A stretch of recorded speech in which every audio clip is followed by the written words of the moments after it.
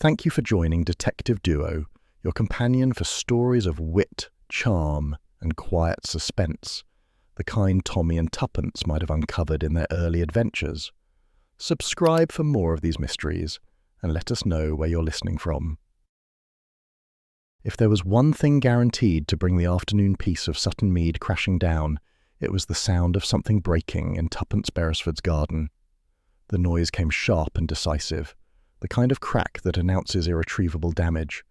Tuppence turned from the herb border, hands on hips, to see Mr. Fenwick standing frozen by the terrace steps, a guilty giant of a man, his boots planted among fragments of bright blue pottery. "My pot," she exclaimed, "my royal Dalton blue, the only splash of dignity left among these geraniums." Fenwick's ruddy face deepened another shade. "Terribly sorry, ma'am. Slipped right off the ledge. Clumsy of me."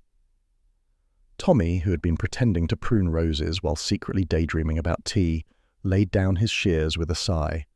"Well, old chap, don't take it to heart. It's only a flower pot.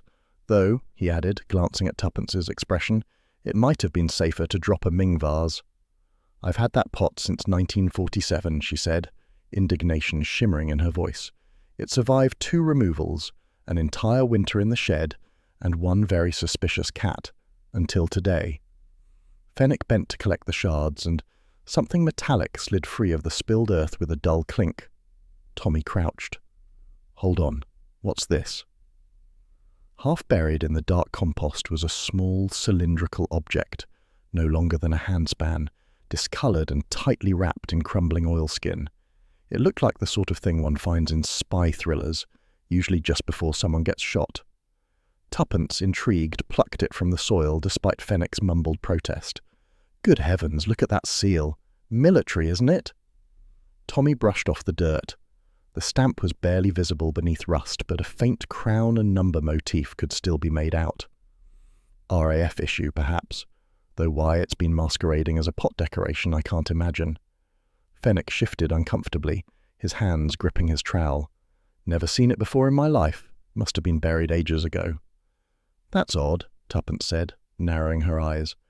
"Because I bought this pot from the jumble sale last week. It wasn't buried anywhere until you dropped it." He straightened too quickly.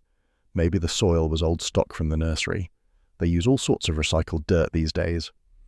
Tommy shot Tuppence a look that meant let's not scare him off yet. "We'll let you finish up, Fenwick. Careful of the hydrangeas." When the man had retreated to the far end of the lawn, Tuppence carried the metal tube into the sitting room like a relic. She cleared a space among the teacups, fetched a paper knife, and with a theatrical flourish slit the wrapping. Inside lay a bundle of yellowed pages tied with thread, edges singed as though someone had tried to burn them but lost courage halfway. "Darling, I don't want to alarm you," Tommy said, "but that looks remarkably like something marked confidential, eyes only." She tilted the top page toward the light. The faded type showed Ministry of Defence at the heading, then further down, Operation Halcyon. Tuppence's eyes widened. "Operation Halcyon? That sounds positively treasonous. What do you suppose it was?" "I suppose," said Tommy, "that it's none of our business." "None of our business? Really, Tommy, after all we've been through, the spies, the diamonds, the missing colonels, you expect me to ignore this just because it happens to be stamped top secret?" "That's precisely why I expect you to ignore it," he said dryly. "Those 2 words generally precede inconvenience, not excitement." But she was already engrossed. "Listen to this. Summary of experimental results at site. Oh, bother, the rest is burned." She turned the sheet over, revealing only a partial signature and a date, 1943. Tommy leaned closer. The paper smelled faintly of smoke and age, like something retrieved from a forgotten trunk. "I'd wager it's a remnant from the war. Someone hid it, perhaps in the pot, to keep it safe." "Or to keep it quiet," she murmured. Fenwick said he'd never seen it before, but did you notice how his hands shook? Tommy shrugged. "He's ex-Navy, isn't he? Probably steady as a rock unless confronted by Royal Dalton shrapnel." "I'm not joking, Tommy." There was something odd in his face, guilt or fear. And why that particular pot, out of all the bits and bobs at the sale? Before he could answer, Hilda the cat, who answered to no one but herself, leapt onto the table, sending a teaspoon skittering to the floor. The sudden clatter startled them both, and in that instant the fragile paper tore under Tuppence's thumb. "Oh," she gasped, "look what I've done!" The brittle sheet split in two, releasing a fine puff of ash. In panic, she lifted the remaining fragment, holding it to the sunlight streaming through the lace curtain. The faint words glowed like ghosts across the page. Halcyon, casualties unreported, sealed by order of... And then, with a soft crumble, the writing vanished altogether, dissolving into dust that drifted down onto the carpet. For a long moment, neither spoke. Outside, the sound of a lawnmower drifted lazily from the neighbour's garden. "Well," Tommy said finally, "that solves one problem. Now we'll never know what Operation Halcyon was." "It doesn't solve anything," Tuppence said. "It makes it worse. Someone wanted this destroyed, and now it's conveniently vanished, except that we know it existed." Tommy sighed. "My dear girl, you do realize that curiosity is what killed most of the cats who weren't named Hilda." She ignored him, pacing the room. "Suppose there were other documents. Suppose this is only part of something larger, something buried. What if Fenwick's digging unearthed it accidentally?" Tommy folded his arms, amusement warring with apprehension. "Then the rest might still be somewhere in our garden, I suppose, perhaps under the begonias, or cunningly disguised as a compost heap." Tuppence stopped pacing and turned to him, her eyes bright. "Exactly. We could look this evening. A little gentle excavation by moonlight never hurt anyone." "It has, in fact, hurt quite a few," he said. "But if it means avoiding further lamentations over flower pots, I'll bring the spade." At that moment, Fenwick appeared at the French doors, hat in hand. "Finished for the day, ma'am. I'll just be off." "Thank you, Fenwick," Tuppence said, studying him. "You've done very thorough work." He nodded stiffly and disappeared down the path. Tommy watched through the window as the man crossed the gate, not toward the lane as usual, but up the hill toward the woods. "Odd direction," he remarked. "Yes," said Tuppence softly. "Very odd. Tommy, do you think—" He shook his head.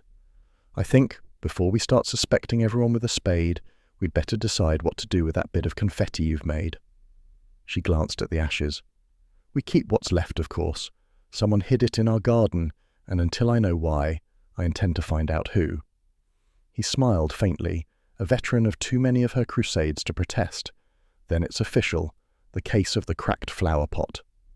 "The case of Operation Halcyon," she corrected, eyes gleaming. "And don't pretend you're not curious too." He bent to retrieve the tiny remnant of the seal that had survived, a faint impression of a crown. "Curious? Yes. Foolish? Possibly. But as you insist on adventure, we might as well begin by interrogating the begonias." She laughed, and the sound restored something of the afternoon's calm, but as Tommy opened the French doors, a gust of air lifted the last ashes from the table and carried them out into the garden, scattering them across the lawn into the flower beds and beyond. Tuppence watched them vanish. "There goes our first clue," she said. "Or perhaps," Tommy murmured, "our first warning." The clock on the mantel chimed 4, precise and cheerful, as though nothing at all had changed. Yet outside, under the innocent brightness of their English garden, a mystery had begun to stir, quiet, deliberate, and already watching them back. Tuppence Beresford prided herself on being an early riser, though Tommy often remarked that her definition of early was elastic, depending on whether adventure was involved. That morning she was up and dressed before breakfast, wearing her most purposeful hat, the kind that declared to the world that something was afoot. "Tommy," she called from the hallway, "I'm going to the vicarage. Mrs. Pym will be dying to hear about our archaeological discovery." Tommy, seated at the breakfast table with his toast and the Times, looked over the paper's edge. "Archaeological discovery? My dear girl, it was a flower pot, not the tomb of Tutankhamun." "Mock all you like," she said briskly, fastening her gloves. "But if I know village gossip, and I do, Mrs. Pym will have the entire parish in suspense by tea time." He sipped his tea. "Just don't tell her it was marked top secret. I'd rather not have the War Office descending on us, because you've told the Women's Institute we're harbouring state secrets under the begonias." But Tuppence was already halfway out the door, her quick footsteps echoing down the gravel path. The vicarage of Sutton Mead was the kind of house that seemed perpetually scented with lavender polish and righteous disapproval. Its sitting room was bright, orderly, and lined with photographs of church fetes. Yet when Tuppence was shown in, Mrs. Pym, round, fluttering, and usually incapable of stillness, looked unusually pale. "My dear Mrs. Beresford," she exclaimed, pressing a trembling hand to her pearls. "You haven't heard, then?" Tuppence blinked. "Heard what?" "The vestry." Mrs. Pym's voice dropped to a scandalized whisper. "Someone broke in during the night. The vicar found the door forced at 7 o'clock this morning, and the lockbox with all the parish war records gone." "War records?" Tuppence repeated. "From the last war?" "Yes. Lists of donations, casualty rolls, even some correspondence from the ministry. Poor Reverend Pym is beside himself. Imagine stealing from a church." Tuppence sat down slowly, her curiosity sharpening. "That's rather a specific sort of theft. Nothing else taken?" "Not a candlestick out of place," Mrs. Pym said, shaking her head. "They say there were muddy footprints leading in from the churchyard path. Inspector Turner came round, but he's baffled. And between ourselves," she leaned forward, "I'm not convinced this wasn't connected to something larger." "Oh?" Tuppence tried to sound casual, though her mind was racing. "What makes you say that?" Mrs. Pym's eyes gleamed with relish. "Because only last month a stranger was asking questions about the parish records. A tall, grim man with a scar. Claimed he was researching local airfield histories, but I said to the Reverend afterward, 'Mark my words, that man's after something.' And now—" She threw up her hands dramatically. Tuppence smiled faintly. "And now he's taken it, perhaps." Mrs. Pym sniffed. "If you ask me, all these things go back to the war. Secrets buried and whatnot. Not that I'm one for gossip." Tuppence rose. "Of course not, Mrs. Pym. You're practically a vault." The older woman beamed. "Well, one does one's best." As she left the vicarage, Tuppence's mind was already working faster than her heels. She cut across the green toward the cottage, nearly colliding with the postman. "Terribly sorry, Mr. Briggs," she said absently, waving off his greeting. By the time she reached home, she was flushed and exhilarated, the way she used to be when she and Tommy were young and chasing enemy spies through railway stations.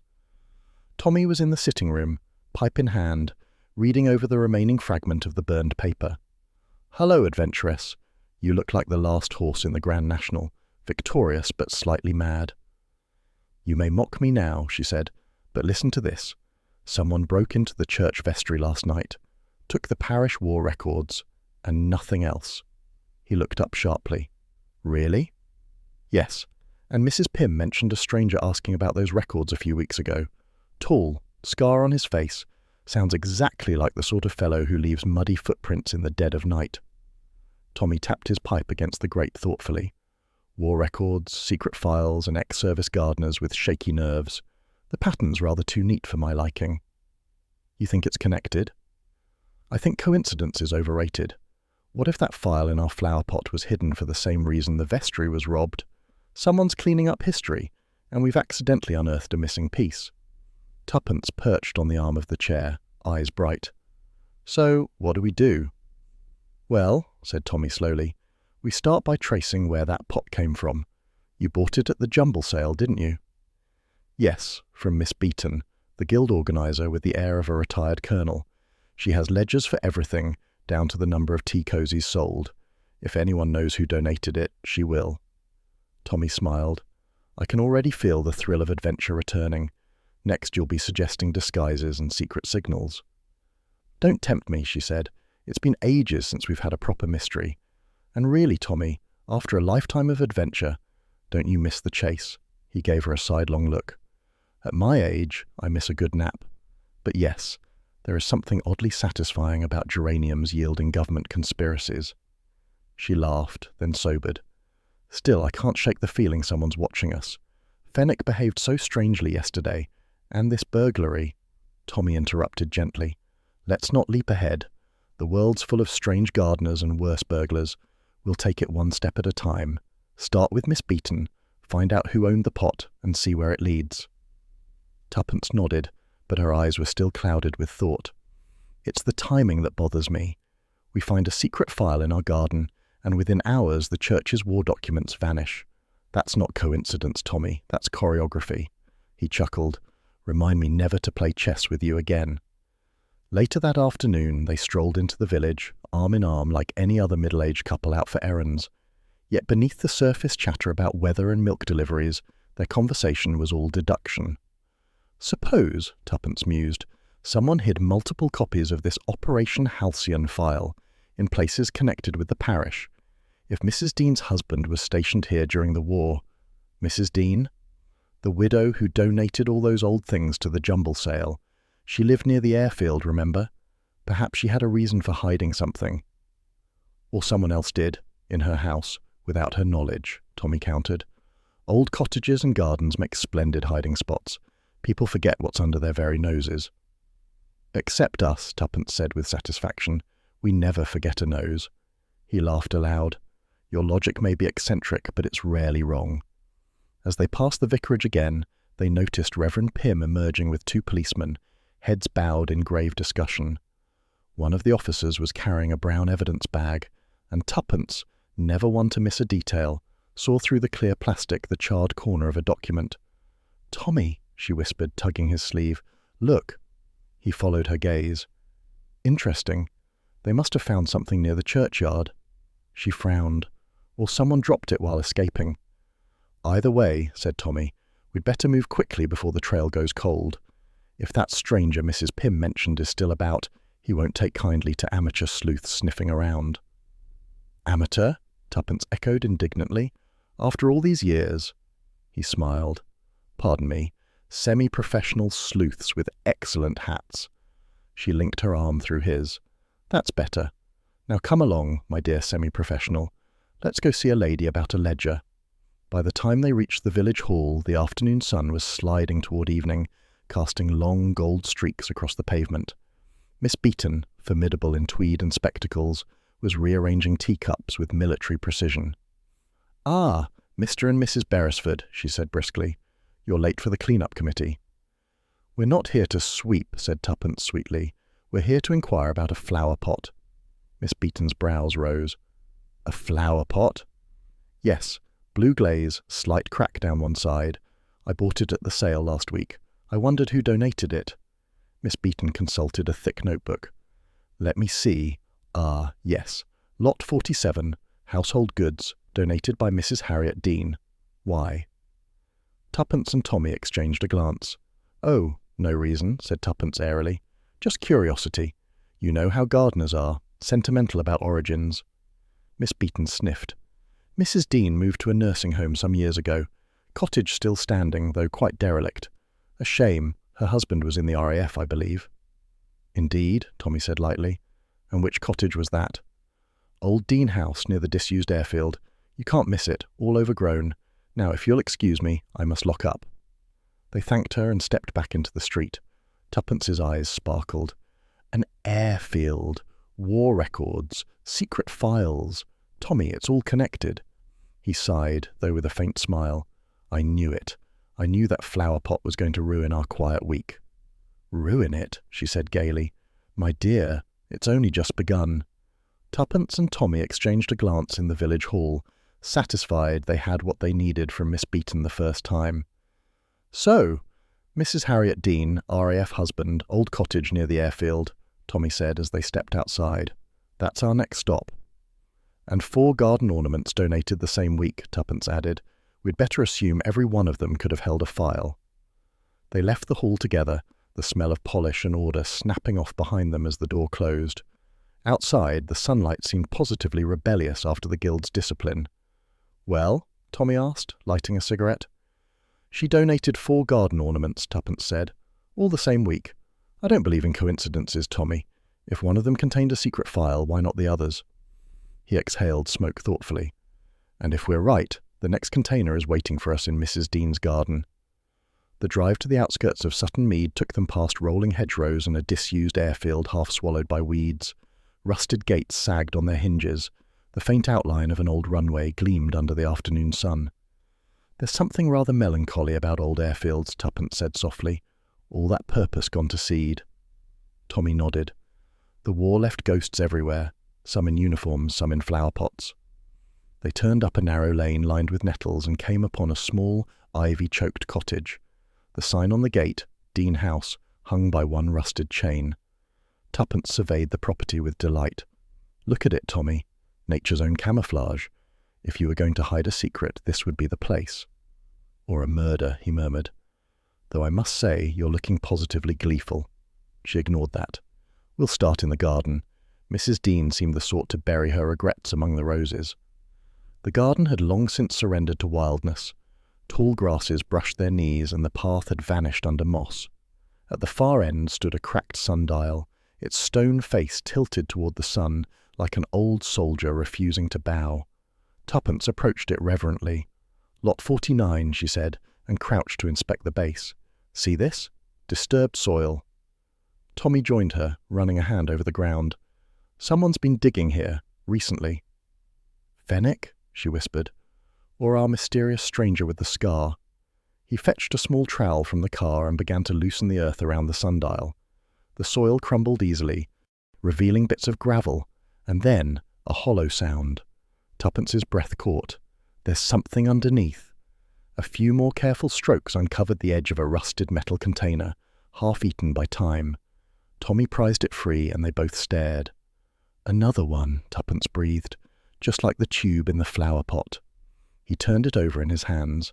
The oilskin wrapping was gone, but the seal, faint but unmistakable, showed the same crown insignia. Before he could open it, a faint sound came from beyond the hedge, a twig snapping underfoot. Both froze. Tommy straightened, scanning the tangled greenery. Who's there? No reply. Only the low hum of insects and the far-off caw of a rook. Probably a rabbit, he said lightly, though his tone wasn't convincing. Rabbits don't wear boots, Tuppence murmured. She pointed to the ground beyond the sundial, faint impressions of footprints, fresh enough to still hold shape.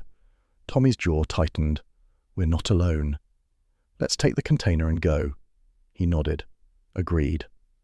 They made their way back to the car, the heavy silence of the place pressing around them. Halfway down the lane, Tuppence glanced back through the rear window. A movement, fleeting, deliberate, rustled in the overgrowth. Someone was watching. Tommy, she said quietly, I think we've just interrupted someone's excavation. Then they'll be furious when they find we've taken the prize, he replied grimly. Back at the cottage, Tommy locked the door while Tuppence spread newspapers across the table. We'll go through it here. No more accidents with sunlight and ashes. He fetched a small penknife and worked carefully at the rusted seal. The lid gave way with a hiss of stale air. Inside lay a jumble of decayed paper, tightly folded maps, and what looked like fragments of photographic negatives. Tuppence leaned in, excitement rising. Tommy, that's an aerial photograph. Look, markings, runways, perimeter fencing. He held it closer to the lamp. It's the old airfield, and these coordinates, she interrupted, voice low. Operation Halcyon, perhaps. Whatever it was, they conducted it here. Tommy nodded slowly. And if Fenwick or our friend with the scar is searching, it means there's something still buried, something worth recovering. The telephone rang suddenly, making them both jump. Tuppence snatched the receiver. Beresford residence. A pause, then a man's voice, smooth, precise, and unfamiliar. Mrs. Beresford, my name is Lathbury. I represent a certain government department. I believe you've come across a document belonging to us. Her eyes met Tommy's. Indeed. And how would you know that? Let's just say, the voice continued, our files are comprehensive. I'd appreciate a brief chat, purely informal. May I call on you tomorrow morning? Tuppence hesitated. By all means. 10 o'clock. Splendid, said Mr. Lathbury, and the line clicked dead. Tommy exhaled slowly. Well, that didn't take long. I told you the War Office would notice. Tuppence looked down at the open container, the yellowed maps, the faded seal. It's not the War Office I'm afraid of, she said softly. It's whoever's already been digging. The clock on the mantel ticked on, indifferent and steady, as though marking the start of something they could no longer stop. The torch beam wavered like a nervous finger through the overgrown path as Tommy pushed open the gate to Dean Cottage. The hinges groaned in protest, a long, human-sounding creak that made Tuppence shiver despite herself. I can't believe we're doing this, she whispered, sneaking about in the dark like a pair of burglars. Correction, said Tommy softly. We're returning to the scene of a burglary. Quite a different thing. The garden loomed in shades of silver and shadow. Long grasses brushed their coats, and somewhere in the distance a nightjar trilled, eerie and mechanical. The cottage itself crouched at the edge of the disused airfield, its windows blank and black as shuttered eyes. "Tommy," Tuppence murmured, pausing by the gatepost. "Do you smell that?" He sniffed. "Dust and damp. Why?" "There's a faint smell of smoke. Not fire, pipe smoke." He raised an eyebrow. "Well, that's comforting. Either the house has developed a habit or someone's beaten us here." She clicked the torch off. Instantly the darkness folded around them. "Let's go in," she said, her voice tight with curiosity, and the thrill she would never admit was fear. Inside, the air felt thick and stale, as if it hadn't been disturbed since rationing days. The beam of the torch slid over peeling wallpaper, a coat hanging limply on a hook, a row of dusty jars on a sideboard. It was as though the Deans had simply stepped out one afternoon and forgotten to return. Tommy swept the torch across the sitting room. "A time capsule," he murmured. "Look, the Daily Sketch, 1949. He lifted a yellowed newspaper from the floor, its headline proclaiming "Rationing to End at Last." Tuppence's gaze lingered on the mantelpiece. A black and white photograph sat there in a cracked frame, a group of airmen standing in front of a bomber, the word Halcyon painted faintly on its nose. "Tommy," she said quietly, "it was real. The operation, or at least the name. Look." He took the frame from her. "Well, that confirms one thing, but it doesn't tell us what it was, or who wanted it buried." Her eyes roamed the room, taking in the small relics of a forgotten life, a knitting basket, an empty tea tin, a ration book with the name Mrs. Harriet Dean in fading ink. "It's strange," she said softly.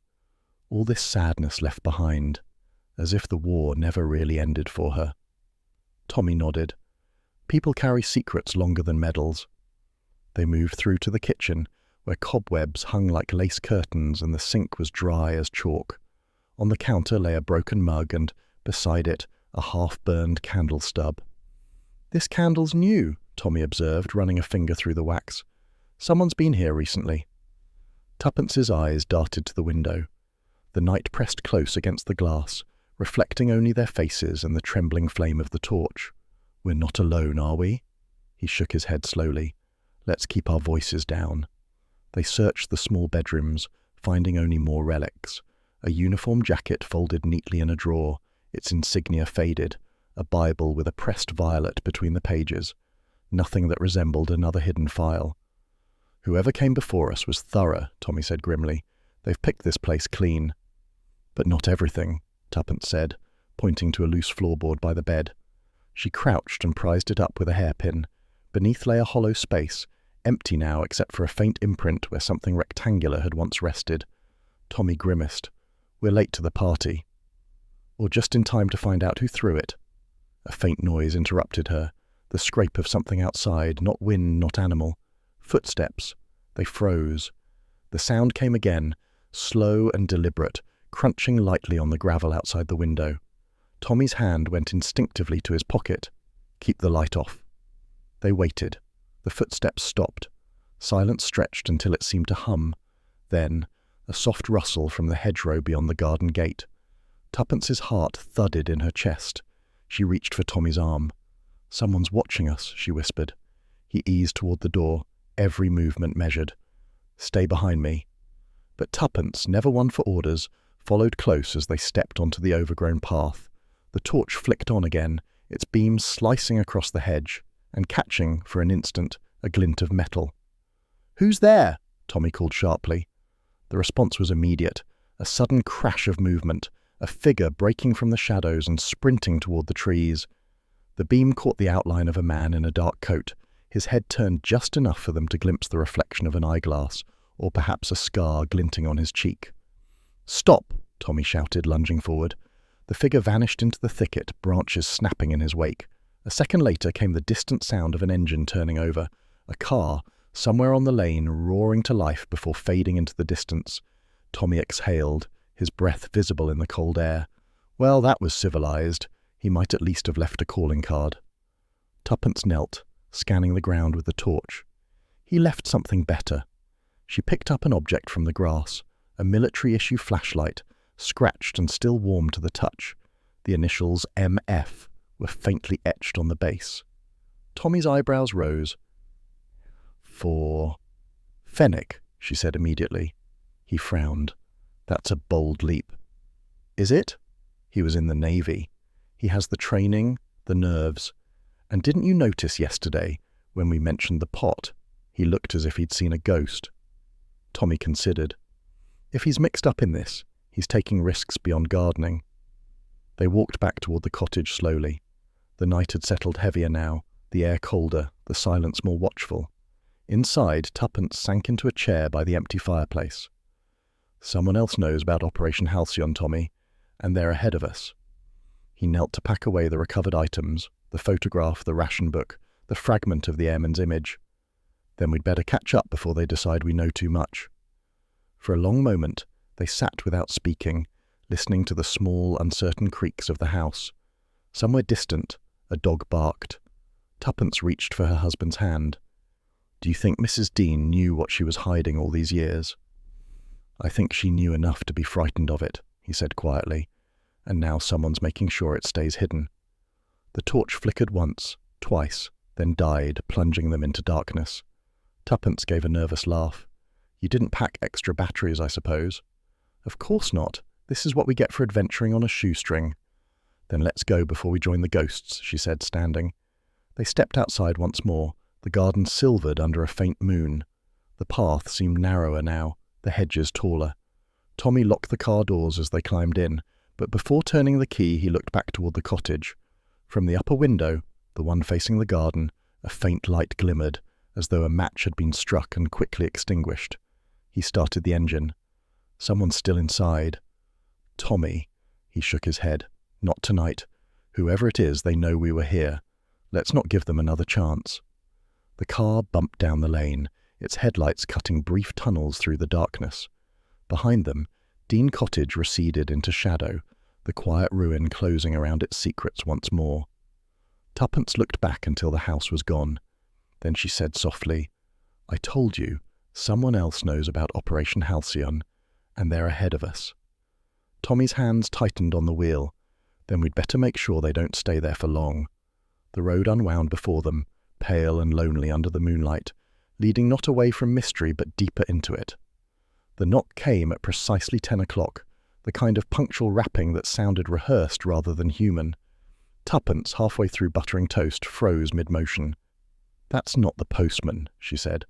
Tommy folded his newspaper, eyes twinkling. "Nor the milkman, unless the Ministry of Food has taken to wearing patent leather shoes." The knock came again, sharp and patient. When Tommy opened the door, the man standing there could have stepped straight from a recruitment poster.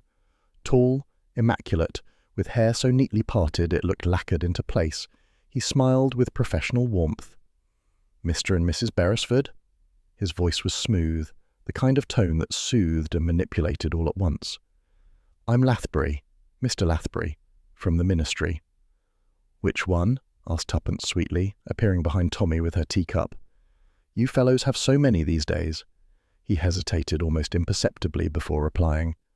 "A department concerned with archival matters. I believe you've recently come into possession of a file belonging to the Crown." Tommy gestured politely toward the sitting room. "Come in, Mr. Lathbury. Any friend of the Crown and all that?" The man stepped over the threshold, surveying the cosy disorder of their cottage, the books on the hearth, the cat asleep on the armchair, the faint smell of burnt toast, with the faintly pained expression of someone more accustomed to leather chairs and filing cabinets. As he sat, Tuppence took immediate charge of the tea tray, her movements brisk, deliberate. "You'll take tea, of course, or does your department forbid human comforts?" "Tea would be delightful," Lathbury said smoothly. "Thank you." Tommy lit his pipe and leaned against the mantel, the very picture of genial indifference. "So this file of yours, rather odd place for government secrets, wouldn't you say? A cracked flower pot in a suburban garden." Lathbury's smile didn't falter. "Our records are extensive. Sometimes things are misplaced. A clerical error here, a mislabeled box there. We make it a point to tidy up." Tuppence handed him his cup with dangerous politeness. "How thorough of you. And how did you come to know that our particular flower pot contained your missing treasure?" He stirred his tea delicately. "We have our channels, Mrs. Beresford." "Spies, you mean?" A pause, faint and telling. "Observers," he said at last. Tuppence settled opposite him, chin propped on one hand. "Observers who also happen to leave military-issue flashlights lying about in people's gardens?" Lathbury's spoon halted mid-stir. For the first time, the mask cracked. "I beg your pardon?" Tommy's tone was mild. "You're well informed, Mr. Lathbury.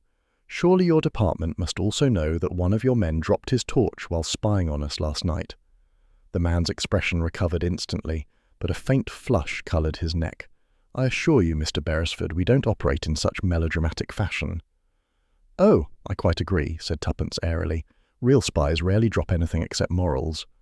Tommy coughed to hide a laugh. Lathbury placed his cup carefully on the saucer. "Let me be frank. The file you found, the one marked Operation Halcyon, is classified under the Official Secrets Act. Its possession by civilians constitutes an offence. I'm here to retrieve it before misunderstandings arise." "How very civic-minded of you," said Tommy. "Unfortunately, the file is no longer in one piece. It suffered a small accident involving light, air, and curiosity." Lathbury's eyes narrowed. "Destroyed?" "Reduced," Tuppence corrected cheerfully. "To confetti." He exhaled slowly. "That is, regrettable." His tone, however, suggested it was not regret, but suspicion that occupied him.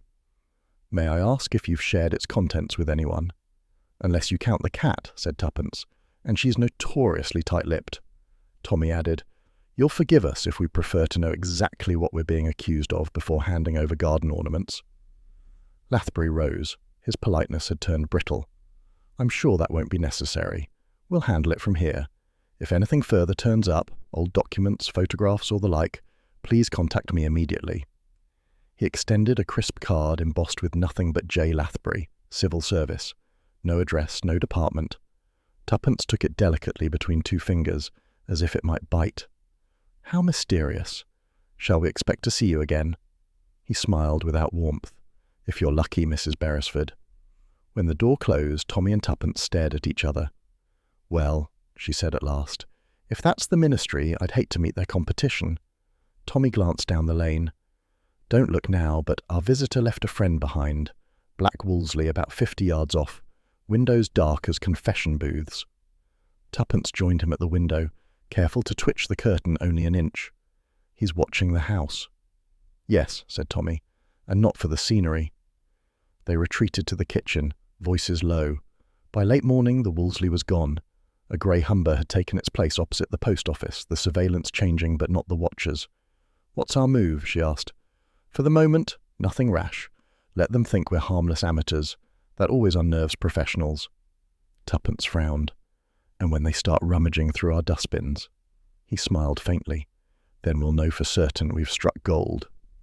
That evening, their loyal helper Albert came round to fix the leaking tap and deliver gossip in equal measure.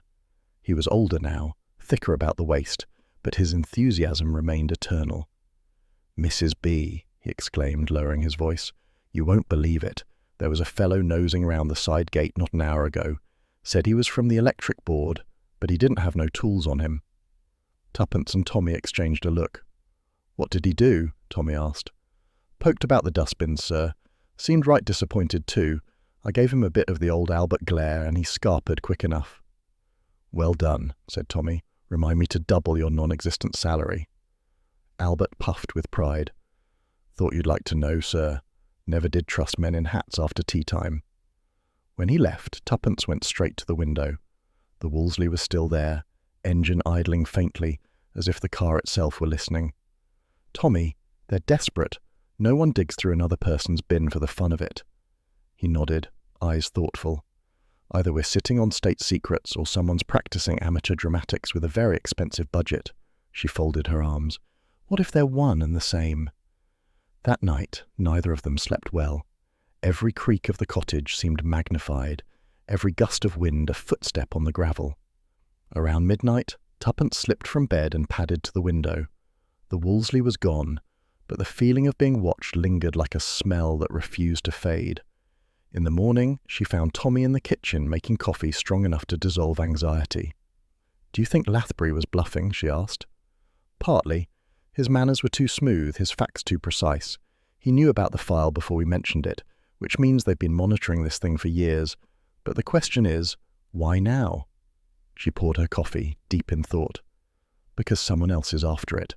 Fenwick, perhaps, or whoever broke into the vestry. Maybe they all want the same thing, whatever Halcyon really was. Tommy nodded slowly. And now that we've stumbled into their mess, they'll want to make sure we don't start cleaning it up. The telephone rang suddenly, making them both jump. Tuppence lifted the receiver cautiously. Beresford residence. A pause, then a familiar voice, low and anxious. Mrs. Beresford? It's Mrs. Beeton. I shouldn't say this over the line, but someone's been asking questions about you. 2 men said they were insurance investigators. I told them nothing, of course, but they were unpleasant. Thank you, Miss Beeton, Tuppence said, keeping her voice calm. Do stay indoors today, won't you? As she hung up, Tommy was already putting on his coat. Time to take a stroll down the lane, I think. If our admirers are still about, perhaps they'd like an autograph. Tuppence grabbed her handbag. You're not going alone. The morning air was crisp, the sky uncomfortably clear.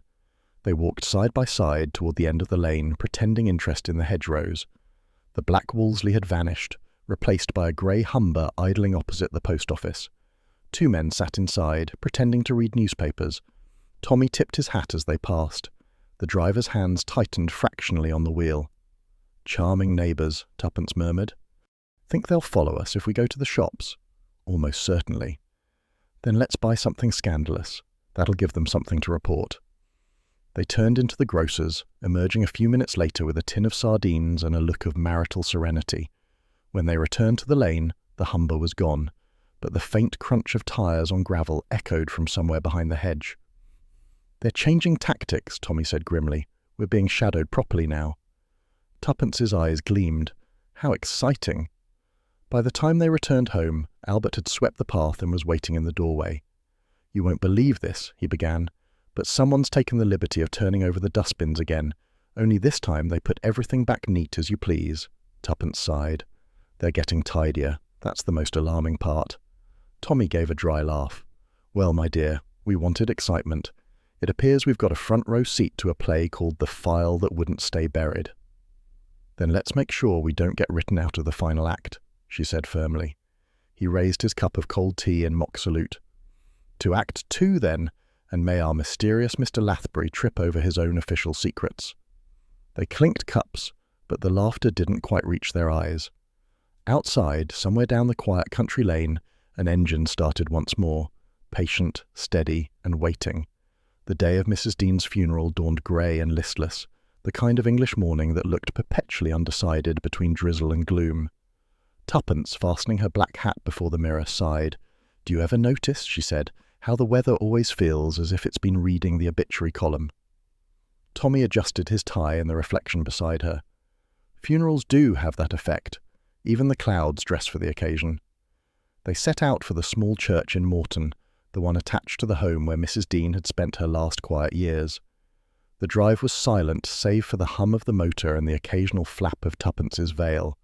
Neither spoke what they were both thinking, that Mrs. Dean's death, so soon after their visit, was too neat, too swift. When they reached the churchyard, an inland gust carried the faint scent of damp earth and chrysanthemums. Only a handful of mourners stood clustered around the open grave, a nurse from the home, a distant cousin, and 2 figures whose presence jarred like wrong notes in a hymn. Tuppence's hand tightened on Tommy's arm. Look, she whispered, there, behind the headstones. He followed her gaze. One man, tall and impeccably dressed, was unmistakably Mr. Lathbury, his black umbrella held like a sceptre. The other, broader, rougher, his cap pulled low, was Fenwick, the gardener. The 2 stood apart on opposite sides of the grave, their eyes carefully avoiding each other. Now that's interesting, murmured Tommy. The ministry meets the manure heap. Hush, said Tuppence, though her lips twitched despite herself. The vicar's voice droned through the prayers, the sea wind snapping at his cassock. Mrs. Dean was lowered into the earth with perfunctory solemnity, a life summed up in 15 quiet minutes. As the mourners drifted away, Lathbury lingered briefly, laying a single white rose on the coffin. Fenwick, from his corner, watched without moving.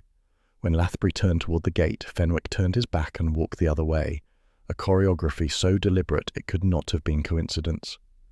"Tommy," whispered Tuppence, "they know each other." "They know of each other," he corrected, "and neither looks pleased about it." Tuppence tilted her head. "Fenwick's boots are muddy. Fresh mud. He's been somewhere rural recently." "Possibly a garden," Tommy murmured. "Possibly our garden." They made a show of talking politely to the vicar, then slipped away toward their car. The wind had risen, tugging at Tuppence's veil and sending dry leaves skittering across the gravel path. When they reached the car, Tommy stopped short. "What's that?" A slip of paper was tucked under the windscreen wiper, its corner flapping like a signal flag. He pulled it free and unfolded it. The message was handwritten in firm, blocky script. "Dig where roses fade." Tuppence stared. "That's not cryptic. That's practically an order." "Yes," said Tommy, and judging by the ink, it was written in a hurry, possibly by someone who didn't expect to get another chance. She bit her lip. "You think Mrs. Dean left it?" He shrugged. "Or someone who wanted us to finish her unfinished business." The drive home was a study in contrasts. Tommy's steady practicality against Tuppence's restless energy. "It's too perfect," she said at last. "We visit Mrs. Dean, she dies the next day, and now someone's leaving us messages about roses. It's like being handed the next act of a play we didn't audition for." Tommy kept his eyes on the road. "And every playwright needs an audience. I'd rather not find out whether this one prefers applause or blood." She smiled grimly. "You're getting melodramatic in your old age." "At least one of us should," he replied. "It saves time." When they reached the cottage, the sun had dipped low enough to throw long, thin shadows across the lane. Tuppence stepped out first, her heels crunching on the gravel. Then she stopped. "Tommy," she said sharply, "look at the flower beds." He followed her gaze. The rose border, once neat and prim under Tuppence's supervision, was now a patchwork of trampled earth. Footprints, heavy, deliberate, led from the gate to the farthest corner of the garden where the roses were paling with autumn. She knelt, touching one of the prints. "Fresh. Within the hour, I'd say." Tommy glanced toward the lane, scanning the hedgerows. "No sign of our watchers?" "Not now," she said softly, "but they've been here." Albert appeared from the side door, clutching a broom like a weapon. "Oh, thank heavens you're back, Ma'am. Someone's been prowling again. I saw the gate swinging when I came out for the post, and there were marks. Proper digging marks, Mayor, near the rose bed." "Did you see who it was?" asked Tommy. Albert shook his head. "Only their shadow, sir. Tall sort. Moved quick." Tuppence straightened, brushing soil from her gloves. "They're looking for something, and I suspect it's not compost." Tommy gave a dry laugh. "What did I tell you? State secrets or amateur dramatics?" "Or both," she replied, "though I'd rather hoped my dahlias would be spared international intrigue." Albert looked scandalized. "They've trampled the lot, Ma'am. Whole border flattened. It's a disgrace to horticulture, that's what it is." "Thank you, Albert," said Tommy gravely. "We'll see justice done, both for Mrs. Dean and the dahlias." Albert, missing the irony, beamed. "Right you are, sir. I'll fetch the torch." When he'd gone inside, Tuppence crouched again by the roses. The soil here had been freshly turned, just enough to disturb the roots but not enough to leave a proper hole. Something had been searched for, perhaps even unearthed, and then hastily covered again. Tommy joined her, hands in pockets. "Well?" She looked up, eyes alight. "Whoever left that note, 'Dig where roses fade,' they meant this spot, but someone else got here first." He nodded. "And judging by the timing, I'd wager it was Fenwick. He left the funeral before we did." "Then he knows what was hidden here. Or he's as lost as we are and simply following orders." Tuppence sat back on her heels. "Do you think it was Lathbury's doing? Having Mrs. Dean silenced, then sending Fenwick to clear up the rest?" Tommy frowned. "It's possible, but something doesn't add up. If Lathbury wanted this buried forever, why attend the funeral at all? Why show his face?" "Pride," she said promptly. "Or guilt. Some men like to watch their handiwork." He gave her a sidelong glance. "Remind me to avoid gardening metaphors when you're in this mood." She smiled faintly, then glanced at the rosebush nearest the path. "Look, the petals are drying already. They weren't like that yesterday." "Autumn," said Tommy. "No," she said, her voice low. "Not just autumn. Roses don't fade overnight unless something's poisoned the soil." He crouched beside her, running his fingers through the dirt. It was damp, but not with water. A faint chemical smell lingered, sharp and metallic. Fertilizer? She shook her head. Too acrid. More like oil. They both stared at the roses, once fragrant, now wilting as though touched by something foul. Dig where roses fade, Tuppence murmured. Perhaps not a warning after all. A clue. Meaning? Meaning there's still something buried here, something the others missed. Evening drew in as they stood in the garden, the last of the light slipping behind the cottages across the lane. Tuppence's mood oscillated between irritation and excitement, Tommy's between caution and reluctant admiration. "I'll admit," he said finally, "you do make an excellent conspirator." "I prefer the term investigator," she said crisply. "Now fetch a spade." He sighed, but obeyed. Within minutes the pair were kneeling side by side, turning soil with quiet determination. The first few inches yielded only roots and worms. Then, as Tommy struck deeper, the spade hit something hard. He froze. "There's metal here."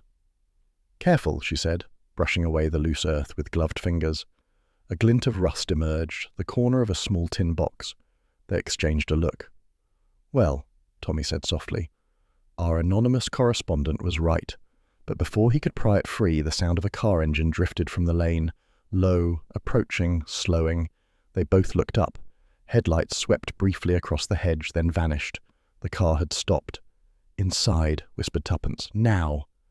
They left the half-dug box, covering it quickly with loose soil, and hurried through the kitchen door. From the sitting-room window they saw the vague outline of a dark car parked under the chestnut tree. No movement, no sound. "Persistent devils," Tommy muttered. "Do you think they saw?" "Perhaps," said Tuppence. "But if they know we're close, that makes us dangerous. And that," she added, a spark in her eye, "is when things get interesting." An hour later, the car was gone, leaving only tire tracks in the damp lane.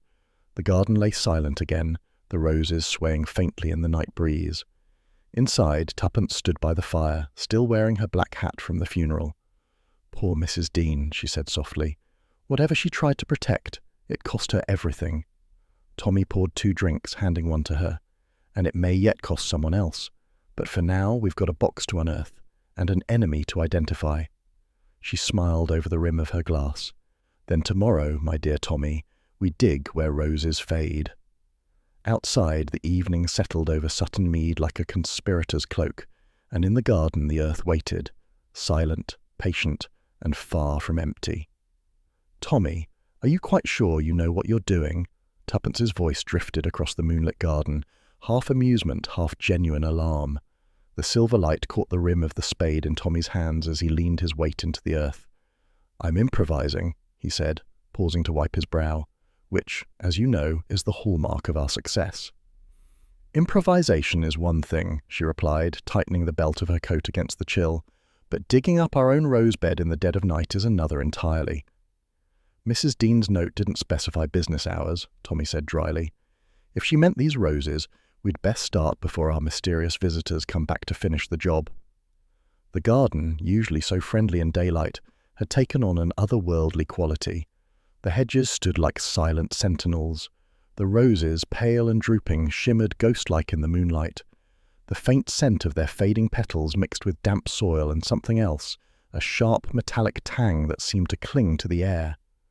Tuppence knelt beside him with the lantern, its light throwing long, shifting shadows across the lawn. "You're certain this is the right spot?" "As certain as one can be when following cryptic advice from beyond the grave," Tommy said. The spade struck deeper, and the soft thud of displaced earth filled the silence. "Besides, if I stop now, I'll never hear the end of it." "Quite right," she said cheerfully. "I'd remind you forever." The blade hit something solid with a hollow clang. Both froze. "That," said Tommy slowly, "is not a root." Tuppence leaned forward, heart thudding. "Careful. Could be a pipe, or—" He crouched, scraping the soil aside with gloved hands until the edge of a small metal container appeared. Rust mottled its surface, but it was unmistakably man-made, and very deliberately buried. "Well," Tuppence murmured, "Mrs. Dean had a flair for subtlety after all." Together they lifted it out, setting it on the grass. Tommy brushed away the remaining earth, revealing oilcloth still clinging to one side. "Another tin box," he said, glancing at her. "History repeats itself, with dirtier fingernails." Tuppence's eyes sparkled. "Open it, darling, before I expire from suspense." Tommy used the spade's edge to pry at the rusted clasp. With a reluctant squeal, the lid came free. Inside lay a bundle of yellowed papers, folded maps, and several black-and-white photographs. One showed a row of airmen standing before a massive hangar marked with the number 17. Another, grainy, overexposed, depicted the same airfield viewed from above, with a series of dark circular scorch marks across its runways. Beneath them lay a thick file stamped Halcyon 2. The breath caught in Tuppence's throat. "It's real," she whispered. There was a second operation. Tommy turned a page. A continuation, perhaps, or a cover-up. Before he could read further, a low voice broke the silence. "Step away from the box." They froze. Out of the shadowed hedge a figure emerged, tall, broad-shouldered, his face half hidden beneath a cap. The glint of metal in his hand was unmistakable. "Fenwick," Tommy said quietly. The ex-gardener's voice was rough, the accent of a man who had spent years taking orders he didn't like. "I told you to leave this alone." Tuppence straightened, her chin lifting. "So it was you who dug up our garden earlier. Not very neighbourly." "Neighbourly?" His mouth twisted. "You've no idea what you're meddling with. People died to bury this. Good people. And fools like you go prying it open again for curiosity's sake." Tommy kept his tone calm. "Perhaps you could enlighten us then. What exactly is it?" Fenwick's grip on the revolver tightened. "Wartime experiments. Classified. Best left forgotten." "Experiments on what?" He hesitated, as though wrestling with his conscience. Then, in a low, almost reverent tone, "Weapons. They were testing a dispersal agent. Gas, but not the sort the papers ever mentioned. A trial went wrong. Too close to the village. Civilians died. They called it an air raid accident." Tuppence's face paled. "And Mrs. Dean's husband?" "He was the one who hid the truth," Fenwick said hoarsely. "He smuggled the files out before they could destroy them. Said someone had to remember, but others, higher up, didn't agree. So they sent me to collect what he'd hidden. I buried the rest." "And now you're digging it up again?" Tommy asked. "Because it was never buried deep enough," Fenwick snapped. "Someone's stirring it up again. That fellow Lathbury, for one. The Ministry doesn't want a scandal 30 years on. They'd rather it vanish permanently." "So, you're working for him?" "I was," he said bitterly, "until I realized he meant to kill me once the job was done." Tuppence's eyes narrowed. "Hence the gun, I suppose." He raised it slightly. "I can't risk you taking that file.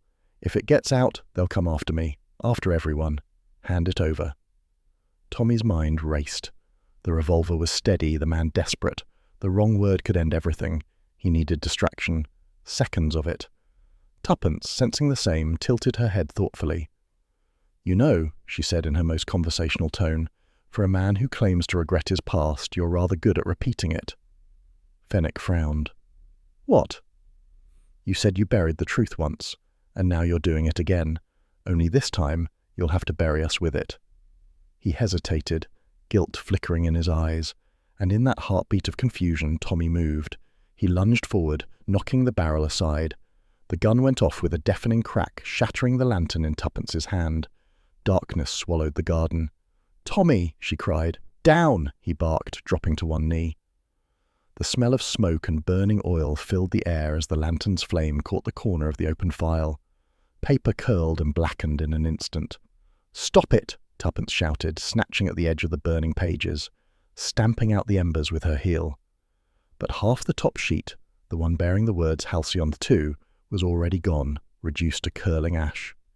In the confusion, Fenwick stumbled backward. The brief flare of fire illuminated his face, lined, anguished, wet with sweat. For a second his hand trembled as if he might drop the gun altogether. Then he turned and bolted into the darkness beyond the hedge. "Tommy, after him!" Tuppence gasped. But Tommy caught her arm. "No use. He knows the paths better than we do." They listened as the sound of heavy boots faded toward the lane. Then the distant roar of a car engine split the night. Silence settled again, dense, heavy, broken only by the faint hiss of burning paper. Tuppence knelt beside the half-charred file. "We've lost most of it." Tommy crouched beside her, lifting what remained. A few pages had survived, lists of names, coded references, and one blurry photograph of a hangar door marked Project H. He ran a finger across the margin, where a handwritten note had survived the fire. It read, "Test 7, unconfirmed casualties. Directive from S.L. Dean, conceal source." Tuppence whispered, "He covered for them." "Yes," Tommy said grimly. "And Lathbury's department has spent 30 years ensuring it stayed that way." She stared at the ashes drifting into the night air. "And Fenwick? What happens when he realizes we still have part of it?" Tommy straightened, pocketing the surviving scraps. "He'll come back, or Lathbury will. Either way, the next move's theirs." He turned off the spade's edge of fire and looked toward the hedge. The moon had slipped behind a cloud, leaving the garden almost pitch dark, but he could still see the faint glimmer of the disturbed soil, the open wound where their roses had once been. Tuppence stood beside him, brushing dirt from her coat. "Poor Mrs. Dean. She tried to warn us." "And Fenwick tried to scare us off," Tommy said quietly. "It seems both failed." She looked up at him, her eyes bright in the dim light. "Do you suppose that makes us very brave or very stupid?" "Usually both," he said, smiling faintly. "But since we've already dug the hole, we might as well see how deep it goes." He picked up the ruined box, its lid blackened and warped. The faint smell of oil still clung to it, the same scent that had tainted the roses. "Petrol," he murmured. "That's what we smelled earlier. Someone doused the soil to destroy whatever was left. They meant to burn it tonight." "And we interrupted," said Tuppence softly. The implication hung between them like smoke. She bent to gather the scattered photographs, now smudged with soot. One showed a group of officers shaking hands beside a table of instruments. Another captured a blurred explosion over open ground. The edges of each were singed, the faces indistinct. Tuppence held one up to the moonlight. "It's strange, isn't it? You can destroy the papers, the proof, but never the guilt." Tommy put a hand on her shoulder. "Come on, old thing. Let's get inside before the neighbours wake and assume we've gone mad." They returned to the sitting room, leaving the garden in uneasy quiet. Tuppence poured brandy with trembling hands while Tommy spread the salvaged pages across the table. "Half burned," he said, "but not useless. Look, coordinates. And a name. Wyndham Air Depot." "That's the old RAF base near Sutton Mead," Tuppence recalled. "The same one Mrs. Dean mentioned." He nodded. "If there's any truth left to uncover, it's there." She sank into an armchair, exhaling shakily. "You realize what this means, don't you? Fenwick was right. People died to bury this, and now we've given them reason to start digging again." Tommy looked out the window toward the darkened lane. "Then let them come. At least we'll be ready." Tuppence smiled faintly, though her eyes betrayed fatigue. "You sound like a man planning to dig up the rest of the country." "Only the incriminating parts," he said. She laughed softly, then winced as the sound seemed too loud in the quiet house. For a long time, neither spoke. The clock on the mantel ticked evenly, each second measured, deliberate, a heartbeat of suspense. Outside, the wind rustled through the ruined rosebed. "Tommy," Tuppence said finally, her voice low, "when this is over, I'm replanting every one of those roses." He smiled. "A fitting memorial to buried secrets." "Or a warning," she said, "depending on how it ends." The firelight flickered across the papers, highlighting the faint stamp still visible on the topmost page. "Halcyon 2, confidential." Tommy reached over, closing the file. "One thing's certain," he said quietly. "Whatever this is, it's not over yet." And beyond the window, far down the lane, the faint gleam of headlights appeared once more, pausing for a moment before disappearing into the night. It was just after breakfast when Tommy spread the salvaged fragments of the file across the dining table. The morning light slanted through the window, glinting off half-burned paper and faded type. The house smelled faintly of coffee and soil, the scent of a garden still wounded from the night before. Tuppence stood by the window, arms crossed, watching him piece together history like a man solving a jigsaw with missing corners. "If this all ends with me testifying before Parliament," she said dryly, "remind me to wear my pearls." Tommy didn't look up. "You might have to. These pages, what's left of them, Read like the world's most incriminating bedtime story. He flattened a brittle map, its edges charred. Black crosses dotted an outline of the old Sutton Mead airfield. Here, he said, tapping the centre. Test site for something called Agent H. Must have been a prototype dispersal weapon. And this, he pointed to a smudged line of text, references uncontrolled fallout affecting a nearby hamlet. That's Carswell Village. It was bombed in 43, remember? Tuppence frowned. But that was blamed on the Luftwaffe. He met her gaze. It wasn't the Luftwaffe, Tuppence. It was us. A silence followed, long, heavy, edged with disbelief. The clock ticked. Somewhere outside, Albert whistled while sweeping the path. Tommy went on quietly. Operation Halcyon wasn't an offensive campaign. It was an experiment, testing a chemical dispersal system. Something went wrong. Civilians died. The ministry covered it as enemy action. And the Dean file? Evidence. A full report of the mishap. Squadron Leader Dean must have refused to destroy it. Tuppence sank into a chair, her face pale. My God! And Lathbury's department's been guarding this all along, for the good of the nation, no doubt. Or for the good of their pensions, Tommy said grimly. She was silent for a while, her mind turning over the moral weight of it. You know, she said softly, there's a kind of wicked poetry in it. They buried a lie in the earth, and it bloomed under our roses. He smiled faintly. Leave it to you to find the garden metaphor. But her expression hardened. Tommy, we can't keep this. It belongs to the truth, to history. He nodded slowly. Which is precisely why it's dangerous. You remember Lathbury's threat, possession of classified material? He won't stop now. He can't afford to.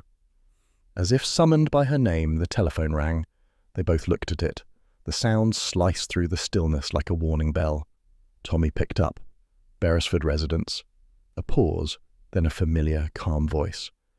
Good morning, Mr. Beresford. I hope you're feeling well after your nocturnal gardening. Lathbury, Tommy said flatly. Indeed, we really must stop meeting like this. I wonder if I might drop in. I dislike unpleasant surprises. I'll bet you do, Tommy said. Come by if you like. We've biscuits. Excellent, said Lathbury smoothly. Half an hour. Tommy replaced the receiver. Tuppence exhaled. He sounds very sure of himself. He's a civil servant. They teach it at the academy. When Lathbury arrived, he looked less immaculate than before. His overcoat was damp, his tie slightly crooked, the picture of a man who hadn't slept well. Mr. and Mrs. Beresford, he said politely, stepping inside. I understand there was some excitement last night. You might say that, Tuppence replied. Our gardener reappeared, carrying a revolver and a grudge. Lathbury's face didn't move, but his eyes sharpened. Ah, Fenwick. Unfortunate fellow. A relic of the past, like the documents you seem determined to exhume. Tommy leaned against the mantel. He told us enough to make sense of your little secret. Lathbury's voice softened dangerously. Then allow me to correct your sense. Operation Halcyon was classified for a reason. Public revelation would serve no purpose but scandal. The war is long over. The men involved are dead. Except you, said Tuppence. He smiled faintly. I was a child at the time, Mrs. Beresford, but I represent those who carry the responsibility. Some burdens must remain buried. Tommy gestured toward the papers on the table, a tidy euphemism for manslaughter. Lathbury's tone hardened. Mr. Beresford, you of all people should appreciate the fragility of national morale. Imagine the headlines. Government experiment killed civilians. Cover-up spans decades. The country's faith in its institutions would crumble overnight. Tuppence rose. And that's worse than letting murder go unpunished? He turned to her, his politeness dissolving. You think in sentiment, Mrs. Beresford. I think in stability. People like you trade truth for drama. People like me prevent panic. You should be thanking me. Forgive me if gratitude isn't my strong suit, she said coldly. Lathbury sighed as though weary of civilization itself. I'll make this simple. Hand me the remaining materials, and you'll never hear from me again. Refuse, and you may discover how unpleasant bureaucracy can be when it's angry. Tommy smiled without humour.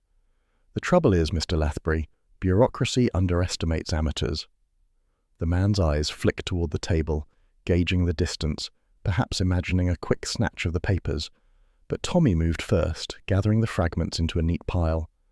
"You're too late," he said calmly. "We've made copies." A lie, but it landed perfectly. Lathbury's jaw tightened. "You're making a grave mistake." Tommy didn't elaborate. "I'd call it a productive morning," Tommy said. For a moment, the three of them stood frozen, a quiet tableau of threat and defiance. Then Lathbury straightened his coat. "Very well," he said. "You've had your warning." He walked to the door, pausing on the threshold. "You can't win this. The truth isn't a weapon, it's a corpse, and corpses belong to us." Then he was gone. Tuppence sank into the nearest chair.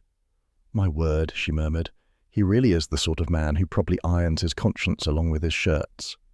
Tommy crossed to the cupboard and retrieved an old Huntley and Palmer's tin. "Well, he's not getting this corpse. Not yet." She watched him layer the burned pages inside. "The biscuit tin of doom," she said softly. "Appropriate, considering our luck with baked goods." He snapped the lid shut. "We'll take it to someone we trust." "Who's left to trust?" He hesitated. "There's one man, Major Elmsworth, old intelligence hand from the war, retired near Bournemouth. If anyone can advise us how to play this, it's him." Tuppence stood, determination replacing fatigue. "Then we go. Today." "Not so fast. If Lathbury's watching, we'll need to look ordinary. Pack as if we're going to the seaside for nostalgia's sake." "Perfect," she said. "Nothing says innocence like a woman in pearls and a thermos flask." By afternoon they were on the road, the tin safely hidden beneath the false bottom of Tuppence's picnic basket. The landscape rolled past in autumn colours, gold fading to brown. They spoke little until Sutton Mead was miles behind them. Then Tuppence said softly, "Do you believe Fenwick? About what happened?" Tommy nodded. "It fits too neatly not to. I suspect he knew more than he dared say. And now—" He broke off. "Now what?" He grimaced. "Now I wonder if he's already paid the price for saying too much." Her eyes narrowed. "You mean—" He didn't answer. They reached the outskirts of Bournemouth by dusk. The air smelled of salt and frying fish, incongruously cheerful after days of tension. They found a quiet inn overlooking the water and took a small room, its wallpaper patterned with faded sailboats. As Tommy unpacked, Tuppence laid the biscuit tin carefully on the nightstand. "We should phone Elmsworth first thing tomorrow," she said. "He was always fond of you." "I doubt fondness will survive the state secrets we're about to unload." She smiled faintly. "Still, he might have whiskey." They were halfway through a modest supper when a knock came at the door. Tommy frowned. "We told no one we were here." He opened it to find a uniformed constable, hat in hand. "Mr. Beresford, sorry to disturb. You're acquainted with a man named Fenwick." Tommy exchanged a glance with Tuppence. "We are. What's happened?" The constable hesitated. "Body was found this morning in the Mercester Canal. Identification card in his pocket. Listed as Michael Fenwick. Looks like he slipped while walking home. Tragic accident." "An accident," Tuppence repeated softly. "Yes, ma'am. Terrible thing. You wouldn't happen to know what business brought him there?" Tommy shook his head. "None at all. We hadn't seen him since yesterday." The officer nodded, made a note, and left with courteous efficiency. When the door closed, the room seemed to shrink. Tuppence spoke first. "He didn't slip." "No," said Tommy. "He was pushed or silenced." She sat on the edge of the bed, her voice low. "Tommy, we're next." He crossed to her, resting a reassuring hand on her shoulder. "Not if we stay one step ahead. Lathbury's playing by his rule book. We're not." She looked up, her eyes fierce despite the fear. "Then what's our next move?" He thought for a moment, then smiled grimly. "We stop hiding the truth. Tomorrow we take it to Elmsworth. And if that fails—" "Yes?" "We find a way to make sure Operation Halcyon sees daylight, even if it blinds a few bureaucrats along the way." Tuppence gave a small, fierce laugh. "Darling, I do love it when you talk treason." Outside, the sea murmured against the shore, a sound both soothing and ominous. Somewhere far away, a foghorn moaned, echoing like a warning through the night. Tuppence looked toward the window. "Do you think Fenwick's soul can rest now?" Tommy stared at the biscuit tin gleaming dully under the lamplight. "Not yet," he said quietly. "Not while the truth's still locked inside that box." He reached over and placed his hand on the tin, as if to steady it, or perhaps himself. And in that moment, as the waves whispered below and the darkness thickened beyond the window pane, both knew the game had changed. What had begun as a curiosity buried in their garden had become a reckoning, one that would not end until every ghost of 1943 was brought into the light. "Tommy, this is either brilliant or suicidal," Tuppence declared, adjusting her hat with the calm of a woman who knew it was probably both. He smiled as he steered the Morris along the narrow lane. "You've always accused me of lacking imagination. I thought I'd make amends before retirement." "Your idea of imagination," she said, "usually ends with gunfire or headlines." "That's the point," he replied. "With any luck, tonight we'll manage both." The countryside unrolled in muted greys as dusk gave way to a bruised sky. Ahead, the silhouette of the old Sutton Mead airfield emerged, a cluster of derelict hangars and cracked runways stretching into the distance. Nature had begun reclaiming it, weeds pushing through concrete, ivy coiling up rusted gates, a few crows patrolling like veteran sentries. Tuppence shivered. "It feels haunted." "It is," said Tommy quietly. "By 1943. They parked beside the perimeter fence. Wind moved through the grass with a sound like whispers. In the back seat sat the biscuit tin, now wrapped neatly in brown paper, its label reading simply Household Records. Tuppence eyed it. "I still think your bluff's a dangerous one. What if Lathbury calls it?" Tommy adjusted his cufflinks. "Then I'll call him a cab to Wormwood Scrubs." She shot him a sideways look. "And what precisely have you told him?" "That I'm prepared to hand over the remaining documents, provided we meet privately. He believes I'm frightened enough to fold." "Ah," she said. "So he's underestimating you. How comforting to know nothing ever changes." He smiled. "He's underestimating us, darling. I did say you insisted on attending." "And quite right too," she replied briskly. "Someone has to think of the camera angles." They waited inside the largest hangar, a cavernous skeleton of corrugated metal, its once busy interior now echoing with the sound of loose tin sheets shifting in the wind. The smell of oil still lingered faintly, mingling with dust and decay. Tommy placed the parcel on a nearby workbench. "Right on cue," he murmured, glancing at his watch. "He'll be punctual. Men who threaten others for a living usually are." Tuppence peered through a broken window. Headlights appeared on the far side of the field, cutting two white paths through the darkness. "There he is," she whispered. "And he's brought friends." The car rolled to a stop. 3 figures emerged, Lathbury, immaculate as ever, and 2 men who looked less like civil servants and more like blunt instruments in overcoats. Tommy straightened, adopting his most genial smile. "Ah, Mr. Lathbury, always a pleasure to conduct treason under proper supervision." Lathbury's expression was cold. "I prefer to think of it as damage control." He nodded toward the parcel. "You've saved us all a great deal of inconvenience." Tuppence stepped forward, her tone bright as polished steel. "Funny, you don't look inconvenienced, unless that's the effect of a guilty conscience." He ignored her, gesturing to one of his companions. "Mr. Beresford, if you'll be so good." Tommy lifted the parcel. "Of course, but before I hand this over, I'd like your word that no further accidents will befall anyone connected with this matter." Lathbury gave a small, mirthless smile. "I'm afraid I can't offer assurances to people who don't exist officially." "Ah," said Tommy mildly, "then it's fortunate the press deals in unofficial people all the time." For the first time, Lathbury's composure faltered. "What do you mean?" "I mean," said Tommy, "that before leaving Bournemouth we entrusted a copy of the halcyon documents to a certain Mr. Rawlings of the Chronicle. He's very interested in wartime ethics. Fascinated, even." A flicker of disbelief crossed Lathbury's face. "You're bluffing." Tuppence smiled sweetly. "We're married, Mr. Lathbury. Bluffing is practically our love language." One of the men took a step forward. "We can check that easily enough, sir." "Do," said Tommy pleasantly, "but I wouldn't wait too long. Rawlings promised to ring Scotland Yard if we didn't return by midnight. I'm sure they'll be thrilled to learn about Operation Halcyon."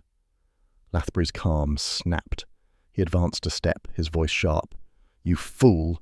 You think you can blackmail the ministry?" "No," said Tommy evenly. "We're just ensuring the ministry doesn't blackmail history." The second man reached into his coat, a movement fast, purposeful.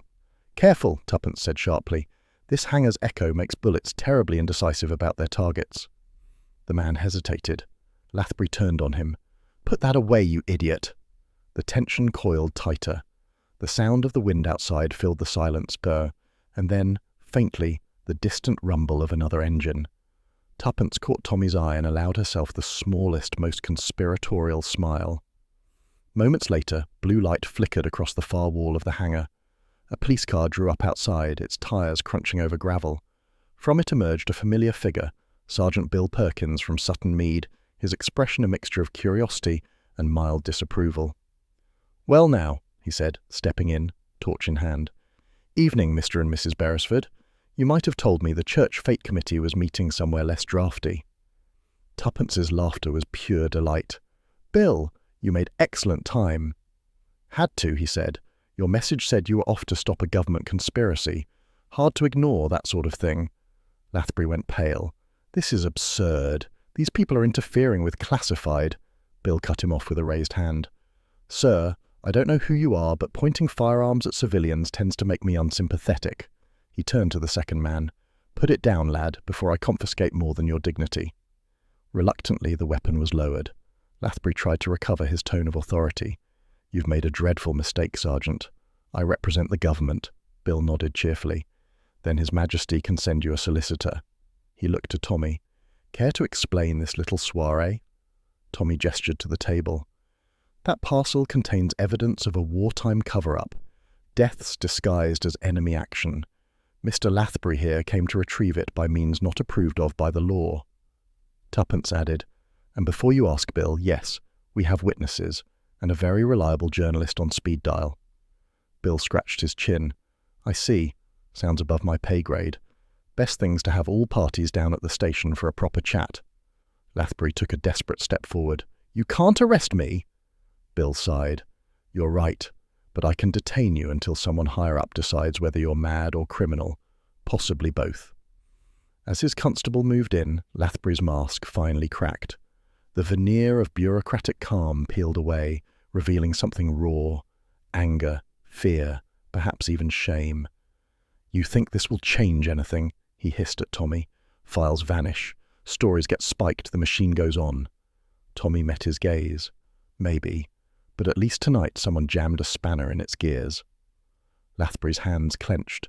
Then, with a bitter laugh, he allowed himself to be led away. When the police car drove off, the hangar fell silent again. The air smelled of oil and old dust, but also of something new, relief. Tuppence turned to Tommy. "So," she said, "did you really give those documents to Rawlings?" He grinned. "Good heavens, no. The poor man's covering a village flower show, but Lathbury didn't know that." She laughed, the sound echoing softly against the corrugated walls. "Remind me never to play cards with you." He bowed slightly. "My dear, you've been doing it for 40 years. They stood for a moment, the wind rustling through the rafters above. Somewhere in the distance, an owl called, a fitting sentinel for secrets laid to rest. "Strange, isn't it?" Tuppence said quietly. "We started this because of a broken flower pot." Tommy nodded, and ended by digging up a country's conscience. "Do you think it'll matter?" "Maybe not to the papers," he said, "but it'll matter to us, and perhaps to Mrs. Dean." They left the hangar together, walking toward the car hand in hand. The headlights swept across the crumbling airstrip, revealing weeds, broken glass, and, for an instant, the faded number 17 stenciling on the control tower, the last ghost of Halcyon. As they drove away, the police car's lights dwindled behind them, blue fading into the night. Tuppence leaned back in her seat, her voice drowsy with exhaustion but warm with triumph. "I suppose we'll have to explain the trampled roses to Albert again." Tommy smiled.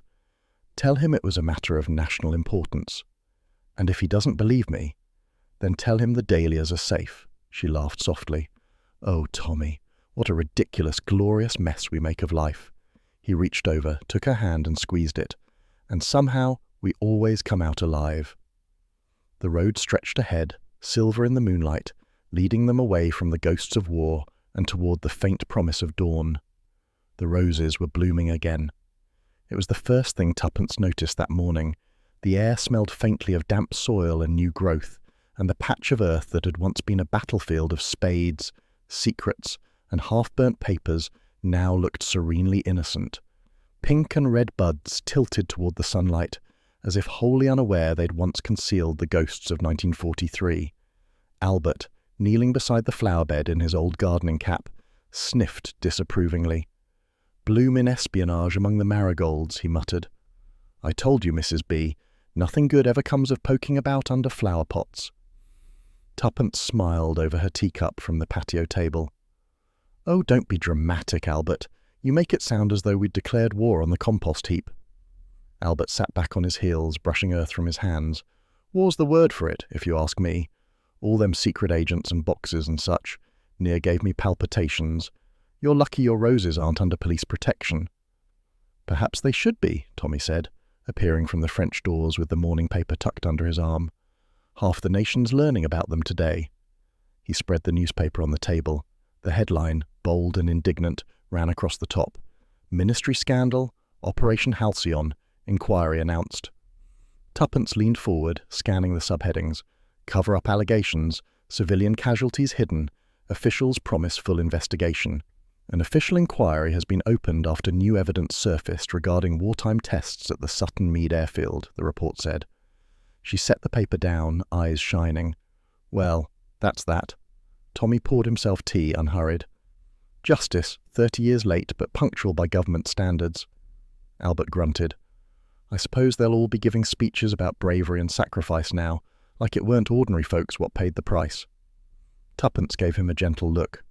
"You're quite right, Albert, but sometimes truth takes the long way round, a bit like you going to fetch the milk." He chuckled, gathering his tools, "and gets there just as curdled, I reckon." When he'd gone back toward the gate, humming under his breath, the garden fell into its familiar quiet. Bees murmured lazily among the blooms, and the kettle whistled faintly from the kitchen. Tommy folded the paper, then leaned back in his chair. "You know, I almost miss Lathbury. There was something admirable about his devotion to hypocrisy." Tuppence smiled. "You always were sentimental about villains. What will you do without him?" "Sleep soundly," he said. "You?" "Oh, rearrange the cutlery drawer. There's a certain peace in domestic absurdity." They sat in companionable silence for a time, watching Albert wrestle with a wayward hose. The faint clink of china and the scent of wet roses mingled with the light wind. Finally, Tuppence said softly, "It's strange, isn't it? How quickly everything goes back to normal. Yesterday we were unmasking conspiracies. Today I'm wondering whether to prune the hydrangeas." "That's what makes you formidable," said Tommy. "You can solve espionage before lunch and host the Women's Guild by tea." She gave a mock sigh. "It's the after-tea hours that get me into trouble." He chuckled. "You realize we could have walked away from all this, ignored the flower pot, pretended we'd never found a thing." Tuppence looked at him, her expression both teasing and serious. "Could you?" "No," he admitted, "not for long." "Nor I," she said. "It's the curse of curiosity." "And the blessing," he replied gently. "The world depends on people who still wonder why things are buried." She smiled faintly at that, then reached for the sugar bowl. "Speaking of which, did you ever tell Bill how you lured half the ministry into arrest?" "I wrote him a thank you note," Tommy said dryly, "though I suspect he's still waiting for it to make sense." "He'll frame it next to his commendation," she said. "Sergeant saves retired couple from espionage. It'll do wonders for his reputation." Tommy laughed. "And for ours." "Oh, I imagine Mrs. Pym's already told the entire parish that we're secret agents in disguise." He raised an eyebrow. "Better that than telling them about my rose pruning technique." Tuppence glanced toward the flower bed, her tone softening. "You know, I keep thinking about Mrs. Dean, how frightened she was, and Fenwick, poor man. Whatever he did, he believed he was protecting something worth dying for." Tommy's voice grew thoughtful. "War does that to people, turns duty into secrecy, secrecy into guilt. The rest of us spend decades unpicking the knots." She nodded slowly. "And we came along with our tea and curiosity and untied the last thread." He looked at her, his eyes warm. "Well, my dear, if one must unearth ghosts, one should always bring a thermos." Tuppence laughed, the sound light and real. "Promise me one thing, Tommy. Next time we find ourselves involved in state secrets, you'll let me change first. I can't chase spies in my gardening shoes." "I'll do my best," he said. But fate doesn't seem to coordinate with your wardrobe. Fate, she mused, or the sheer inability of the British government to properly file its paperwork. He clinked his teacup against hers. To bureaucracy, then. Without it, we'd be bored to tears. Later that afternoon, after Albert had retired indoors for a well-earned sandwich, Tuppence wandered down to the far end of the garden. The air had softened, the light turned golden, gentle as memory. The roses trembled slightly in the breeze, their petals brushing against one another like whispers of thanks. She knelt, smoothing the soil at their roots, her hand lingering on the cool earth. Somewhere beneath lay the faint, untraceable remains of all they'd unearthed. Fear, guilt, and courage reduced to dust. Tommy joined her quietly, slipping his hands into his pockets. "You're thinking again," he said. "Dangerous habit." "Indulge me," he said. "What about?" She looked up at him, eyes reflecting both light and something older. "Just that it's never really over, is it? You uncover one truth, and somewhere another begins to stir." He considered this, then smiled, that small, knowing smile that had carried them through wars, puzzles, and half a century of improbable adventures. "Not while we still have a garden," he said softly. "Something always grows back." She rose, brushing the soil from her gloves. "Then we'll keep tending it," she said, "secrets, roses, and all." He offered her his arm, and together they walked toward the cottage, where the kettle was already beginning to sing again, steady, familiar, and perfectly ordinary. As they disappeared into the warmth of home, the garden stood silent under the afternoon sun, the roses nodding faintly in the breeze, a living testament to things once buried and now at last in bloom.